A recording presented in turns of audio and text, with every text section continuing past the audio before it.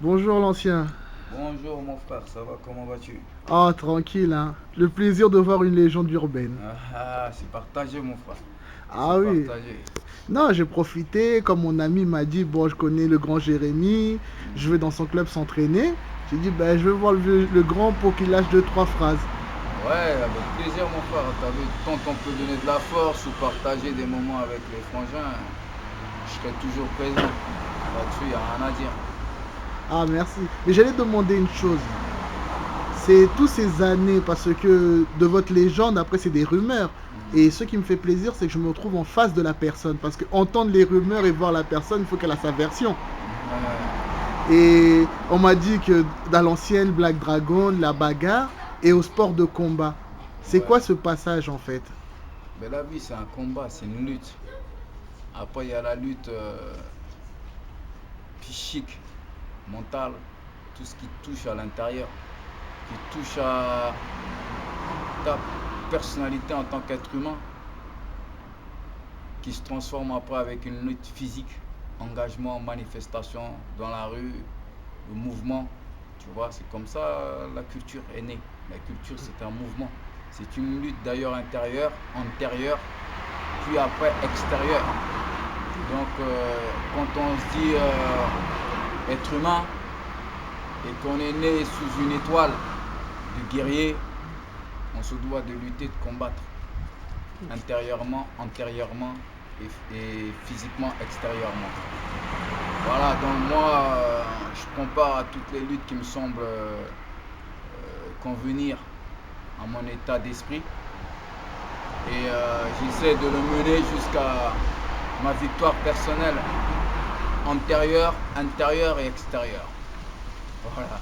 En fait, Donc le Black Dragon, c'est une manifestation d'une lutte intérieure, antérieure, et qui a été manifestée extérieurement pour qu'un mouvement soit en place comme le vent, pour balayer un peu toutes les saletés et mettre un espèce d'équilibre, quelque chose de stable, pour permettre à tout le monde de marcher sur ses deux pieds et de relever la tête, de regarder haut, hautement la vie. Voilà, parce qu'on veut tout le temps nous soumettre comme des brebis égarées, baisser la tête, marcher en regardant nos pieds. Il n'y a rien à faire, regardant les pieds. On peut regarder en haut et éviter la merde. Tu vois ce que je veux dire? Voilà, donc voilà, Black Dragon, c'est ça ce que tu as d'esprit. Moi, je suis un dragon, si tu vois bien. J'ai le bien et le mal en moi, j'ai le yin et le yang, j'ai l'énergie souple et l'énergie dure. Je dois concilier, faire en sorte que la souplesse soit plus puissante que la dureté, dans la dualité. emmener de la grâce quoi. Voilà, exactement. De la grâce, de l'attitude, hein, et de l'amplitude. Ah, Dominer l'espace. ah oui. C'est-à-dire en quelque sorte, c'est vous apprenez aux jeunes à se combattre eux-mêmes. Parce qu'on a Exactement. tous un côté bestial en nous. Ouais. Et le côté psychique que vous leur apportez, c'est maîtriser la bête qui est en nous Hmm. pour qu'elle nous serve mieux dans nos combats de la vie. Exactement. Ben, le rôle et la mission de toute personne qui ont eu un parcours, c'est de repartir sur ce parcours-là et c'est de tendre la main à ceux qui sont dans l'apprentissage du parcours. Donc les enfants et les jeunes, ils sont amenés à prendre des chemins.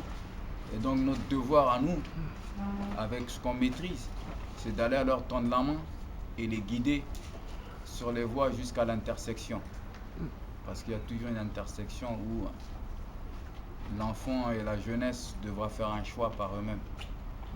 Nous, on doit juste les emmener jusqu'à l'intersection où il y a là où il y a la jonction. Et leur dire, voilà, là c'est l'autoroute. Là, si vous bifurquez par là, vous pouvez sortir sur des routes. Mais le but, c'est d'atteindre le but du tunnel. Voilà, c'est ça le truc. Ah, oui. Non, franchement, tu as raison. Il faut, en fait, vous vous accompagner et vous leur laisser le choix. En fait, c'est comme dire, je te Exactement. montre le parcours, mais Voilà. ce parcours de guerrier, tu dois l'affronter tout seul à un Oui, moment. oui, tout à fait. Vous leur donnez les armes pour affronter le parcours, quoi. Exactement. Le parcours est initiatique et tout est relatif. Il n'y a pas de bien et du mal. Tout est dans les actions et les activités, le comportement adapté aux principes fondamentaux, hein, des valeurs et des vertus de l'être humain. Donc après, même dans le mal, on peut en tirer des leçons. C'est pour ça que on laisse les jeunes, on les accompagne, mais c'est à eux de faire leur choix. C'est à eux de leur faire choix. En leur faisant bien montrer toute la force dans la différence, donc dans la diversité, dans la nature diversifiée. Voilà. C'est ça mon cas. Ah, c'est une bonne chose. Hein. Ah, franchement, non, ça me fait. Parce que, comme on dit, même chez nous à Évry, tout ça, Évry. on a entendu, j'ai Évry, des anciens à moi. Évry. Mais je vais un peu te taquiner parce que j'ai un ancien à moi. Il m'a dit que parmi tes frères, il y en avait un qui s'appelait Johnny Go. C'est vrai? Ah, c'est Tony Go, voilà. Parce que j'ai entendu ça, un ancien me disait, ah, à l'époque là, parce qu'à l'époque, vous venez à l'attitude. À Évry, il y a tout ça avec les vieux Scarefit, tout ça. Mais c'est la famille. Bah, vous connaissez tout. C'est là que j'ai vu que votre époque, il y a une différence par rapport à nous. C'est-à-dire que tu viens de Paris ou de tout ce que tu veux. Quand je vous vois, c'est un truc de dingue. Mais vous connaissez tous. Tu vas aller là-bas, tu vas dire, oh, je connais l'autre, oh, je connais l'autre. Donc la famille, elle est immense. Mais moi, j'ai eu un rôle. J'ai eu une mission. C'était de créer l'unité. C'est pour ça que je te parlais d'Évry comme si je parlais de l'intérieur de mon logement. Ça a été chez moi à Évry. Grigny, Corbeil, tout le 77, tout le 9-1, le 9-7. Il fallait créer l'unité. Je suis comme un satellite. J'essaie de capter toutes les ondes qui correspondent à tout ce qui est positif et de les unir. Il n'y a que comme ça qu'on crée le mouvement. S'il n'y avait pas eu l'unité à l'époque, il n'y aurait pas eu de culture et de mouvement hip-hop, rap, tout ce qui est alternatif, qui a existé jusqu'à aujourd'hui. C'est l'unité. Voilà, c'est ça le truc. C'est-à-dire cette unité. Peace, love and unity. Mais parce qu'à votre époque aussi, il n'y avait pas autant de Renois, de Rebeux qu'il y a aujourd'hui. Parce que moi, c'est que les grands ils me disent que vous vous retrouvez partout. Parce que dès que tu vois un Renois, tu disais frère, parce que vous n'étiez pas beaucoup. C'est-à-dire, ça n'hésitait pas de dire mon pote. C'était tous de la famille. Ouais. On peut dire c'est parce qu'il n'y a pas eu de Renois ou de Rebeux ou de machin. C'est juste parce que c'était une époque innovatrice. Nous, on partait à partir de rien. Et si à partir de rien, tu veux établir, construire, bâtir, il faut unir. Donc c'est ce qui s'est passé. Aujourd'hui, la nouvelle génération part à partir de tout ce que nous on a déjà mis en place. Et quand on a tout, c'est la division. Parce que c'est l'individualiste. Tu vois? Aujourd'hui, les gens ils se battent pas pour garder ou de communiquer avec quelqu'un qui est à l'autre bout du monde. Il suffit d'aller sur Facebook, Twitter ou machin, ils communiquent déjà. Mais la communication, elle reste virtuelle. Elle reste une illusion. C'est juste une hallucination. C'est pas vraiment les ondes, c'est pas magnétique, c'est pas corporel. C'est pas... ça n'existe pas cette communication virtuelle. Donc nous, pour créer l'unité, pour créer un mouvement, pour créer quelque chose, comme Dieu il a créé l'univers, hein, il fallait unir. Il fallait unir les esprits, toutes les forces d'énergie. Aujourd'hui, c'est la division parce que, comme je disais, vous avez tout. Mais enfin, quand vous n'avez rien. Si vous n'allez pas à la source d'eau, vous allez boire que de l'eau polluée. Malheureusement, on dépend toujours de la source d'eau pour bien se nourrir et s'alimenter. Donc c'est un cycle. Hein. Ce cycle-là est passager. On sera bien obligé de repartir aux sources et faire des plantations de patates douces. Tu vois?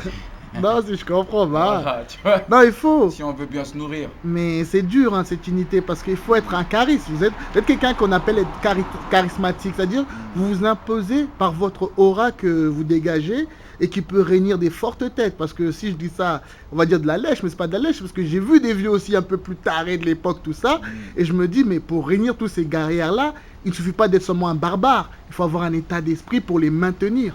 Parce que c'est tous des guerriers autour de toi, tu vois, et beaucoup disent, mais attendez, on voit Joe Dalton, il est petit en taille, mais tu vois les gars qui maîtrisent, c'est des colosses. Ouais, je maîtrise pas, je suis un guide. Ouais, t'as de l'influence sur eux, voilà. Pour pas faire de mauvais amalgame, je m'excuse, c'est que t'as de l'influence sur eux. C'est-à-dire, tu dis, des gens, ils sont têtus, tout ça, mais quand ils te voient, c'est laisser... Parce que j'ai toujours eu des visions. Mm. J'ai toujours eu des visions pour les miens, pour tout le monde. Tu vois, c'est-à-dire quand un enfant il vient à la salle mais s'inscrire, j'ai pas la vision de l'enfant maintenant, j'ai la vision de l'enfant plus tard. Donc je le prépare pour l'avenir, pour le futur. Mm. Tu vois. Et ben moi j'ai toujours une vision des gens. J'ai toujours vu aux gens des qualités qu'eux-mêmes ils ne soupçonnent même pas. Et j'ai toujours voulu les mener pour qu'ils puissent exceller et de rentrer dans l'excellence de leur qualité. Tu vois. Et si leur qualité c'est de lutter dans la rue, c'est de défoncer des portes, eh ben, il faudrait qu'à un moment donné, plus tard, quand ils auraient fini leur parcours, qu'ils soient fiers d'avoir défoncé ces portes-là. Tu vois, c'est avec le temps, tu vois, que les anciens, ils se rendent compte au bout d'une bière ou un bédo qu'ils ont fait quelque chose. Sur le coup, des fois, ils disaient que moi, j'allais trop loin, que je les emmenais trop loin en vérité, tu vois. T'étais visionnaire, quoi. Voilà, tu voyais les choses plus loin, donc ils ne voyaient pas encore le film comme tu le voyais. Exactement. Mais c'était leur capacité, c'était leur qualité, c'était leur capacité à faire ça. C'était eux qui devaient faire ça. Oui, moi, mais je suis juste un guide. c'est ça un entraîneur, c'est-à-dire que tu avais la capacité de développer ce qu'ils avaient déjà en eux, quoi. Exactement. Ben, c'est comme ça que les artistes, les talentueux de l'époque, ils révolutionnaient tout, à tous les niveaux. Les artistes sportifs, les artistes martiaux, les artistes musicaux, ils innovaient tout. C'était une époque innovante, tu vois.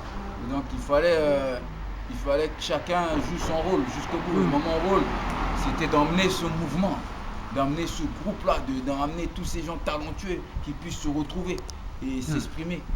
Et établir quelque chose, établir une empire qui servira par la suite. Non, c'est vrai, parce qu'on a tous été guidés cette image de ne pas se laisser marcher dessus, quoi. Exactement. Or, la violence, or les mauvaises images que certains veulent apporter, moi, dans tout ça, j'ai vu, sois fier et bats-toi. Voilà. Que tu as ou que tu n'as pas, il faut que tu combattes. Moi, c'est ça que j'ai perçu, personnellement. Exactement. Ben, si tu vois bien, dans la région parisienne, tout ce qui est des provinces, je ne sais pas trop, il y a des choses, il y a des négations qui ne se fera plus jamais. Qui a existé à mon époque et avant mon époque. Aujourd'hui, on ne peut plus vous faire ça, vous les jeunes. Parce que vous avez défoncé les portes. Parce que vous êtes nés libres. Et c'est difficile, quelqu'un qui est né libre, de l'attacher et de le soumettre à des choses.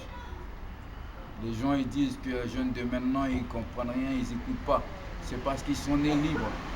Et les gens qu'on devait mettre en place pour qu'ils écoutent, on les a bâillonnés. Et comme on a bâillonné les gens pour que ces jeunes écoutent, alors les jeunes, ils n'écoutent plus personne. Mais ils ont leurs références dans la tête. Moi, les jeunes ne m'ont jamais manqué de respect. Jamais un jeune m'a manqué de respect. Donc, je ne peux pas dire que c'est des fous. C'est que si la communication entre les prédécesseurs, les gens qui ont construit leur avenir, se fait, eh ben, il n'y aura pas de problème. C'est que le système, la politique, le système a mis un veto entre les prédécesseurs, les précurseurs, les gens à l'origine de la culture et la nouvelle génération.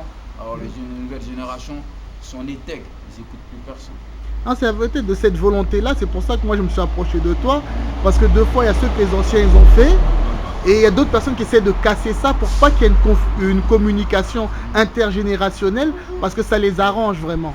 Exactement. Ça les arrange. Exactement. Parce que vous avez à nous apporter, et nous aussi on peut dire, bon vieux, nous par rapport à vous, à cette époque, vous n'avez pas ça, mais vous nous avez ouvert ça aujourd'hui.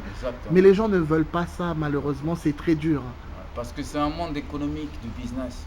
Et le monde économique est basé sur l'exploitation du peuple. Le contrôle, sur le contrôle de... Tu vois, c'est ça ce monde-là.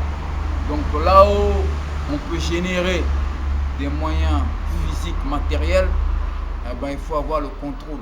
Donc on met toute une machine en place pour contrôler ça. Tu vois. Et on écarte humainement. Les âmes vivent. Les âmes vivent. Tu vois ce que je veux dire? Ouais. Voilà. Mais bon, c'est pas le système qui a le contrôle, qui a bâti l'univers. Tant que le vent souffle et l'étoile brille, il y aura toujours un cycle de vérité où l'ordre divine sera en place pour un nouveau cycle encore de chaos. Nous sommes toujours dans les mêmes processus. Ah oui, merci beaucoup à l'ancien. En tout cas, merci à toi, frérot. C'est quoi ton bras déjà? Chano.